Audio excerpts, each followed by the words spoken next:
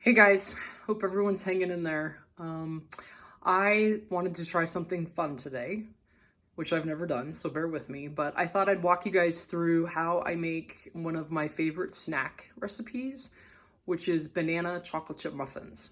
And if you guys wanted to try it at home, maybe you could give it a shot and have some fun. They really are yummy. I wanted to show you the recipe that I'm going to be following, and that way you have it to refer back to. And here are the instructions on the back.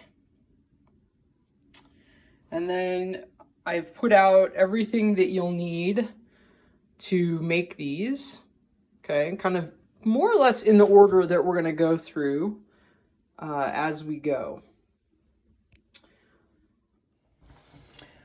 Okay, so we're going to start by peeling the bananas. I have 5 bananas here, which will be, 2 of them are small, 3 of them are big.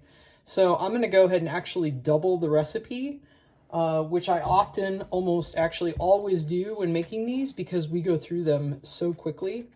I don't usually puree the bananas because I have a KitchenAid mixer and I can mix them at a pretty high speed with that. But if you do puree them, that certainly works really well also. I have not really ever used a hand mixer, but I think you could definitely do a hand mixer effectively too. You just might have to be a little bit more patient. When they get smaller, then you can put it at the high speed.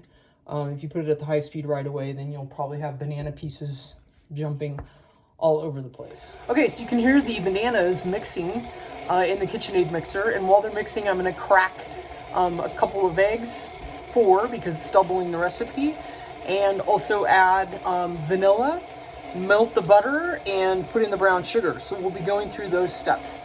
So 4 eggs are first. I usually like to do them in a separate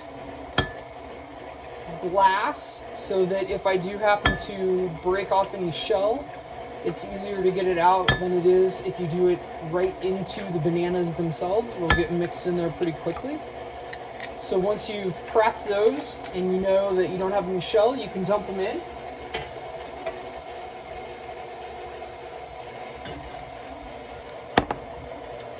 And then I'm going to put the butter in. This is a 1/2 cup of margarine, so I actually need another half because I'm doubling the recipe. Okay, so I got another thing of butter, and we're going to put it in the microwave. The recipe calls for the butter to be melted, and that really does make a huge difference because otherwise you have little bits of butter chunks. So I always start off the microwave at about 25 seconds because you don't want the butter to splatter. And if you leave it in there for too long and it gets too hot, then it splatters all over the microwave. It makes a huge mess. I also turned off the mixer because the bananas have been beaten up with the eggs, and so they're in really good shape. So now, while the butter melts, we're going to go ahead and add vanilla to the mixer. And the recipe calls for 1 teaspoon. So we'll put in 2 teaspoons of vanilla. And I'm checking the butter. It needs some more time. This is what it looks like after 25 seconds. You can see it started to melt, but you definitely want it melted. For those of you guys that bake, you probably already know this, but when you bake with brown sugar, you need to pack it down and then measure it.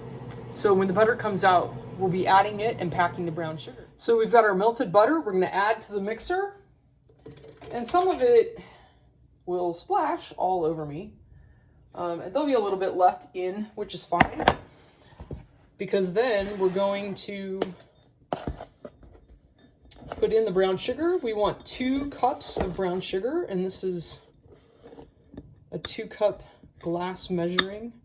So you're going to see I'm actually trying to pack it down as I go.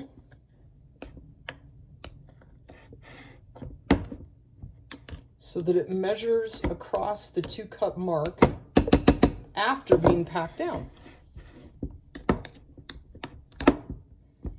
And then we'll add that to the mix.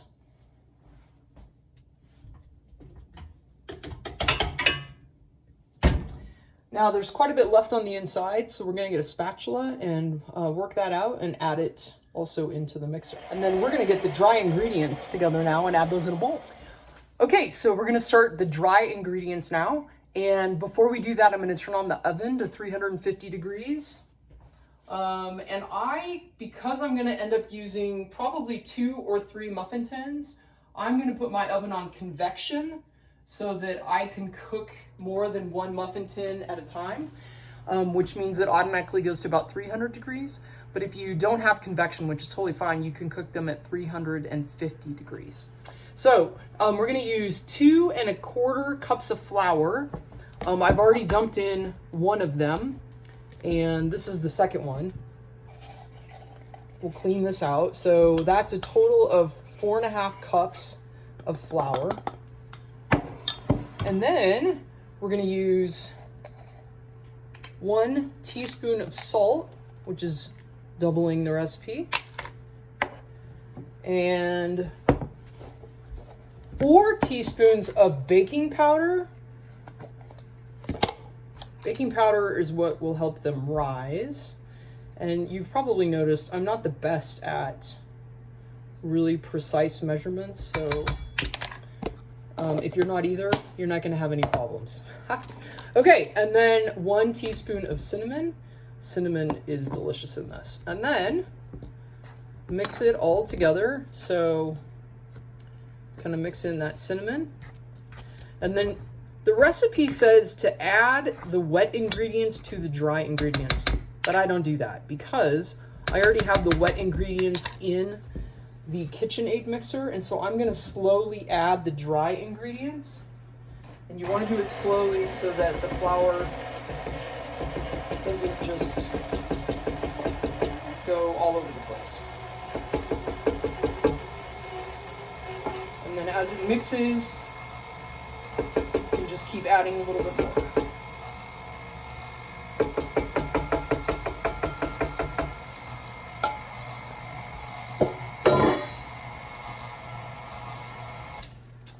Okay, and then our final ingredient is 2 cups of chocolate chips, which I think is gonna finish up my bag. And now I'm gonna have to figure out how to go to the store to get more. Everybody's gotta have chocolate chips. All right, that's it. So we're gonna add the chocolate chips.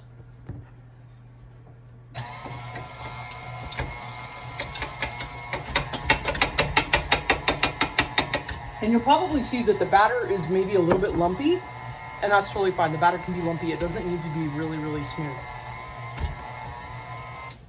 I'll show you a picture of the batter in just a minute. Okay, the next step is we're gonna spray our muffin tins with Pam. These are not brand new tins, so it helps quite a bit to spray them down with Pam. I'm gonna spray 2 because I doubled the recipe. And it makes approximately 12 muffins per recipe, so I'm expecting to fill about 24 muffin tins. As you spray them over the sink. You want to spray it so you get it around the edges as well as just on the bottom. And then I use a little scoop that makes it pretty easy to put the dough into each muffin tin. Now, in my mixer, the chocolate chips tend to stay on the top. So I will go around and put 1 scoop in each muffin tin before I go and fill them all the way up. Because as I get to the bottom of the batter, I start to run short on chocolate chips. And especially since I'm out of chocolate chips and will not be going to the store to get more right now. We've filled up 24 muffin tins, and you can tell they're pretty full. If you use a spatula, you can really clean the bowl out. You don't need to leave much of anything in there. And I'm gonna put these in the oven. I'll be back when they're done to show you the finished product, and while I'm waiting for them to cook, I'm gonna do all the dishes, and you should too. Okay, so after 30 minutes of baking, these are the muffins.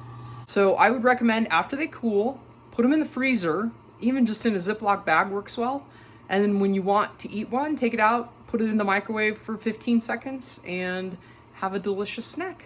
Okay, thanks for listening.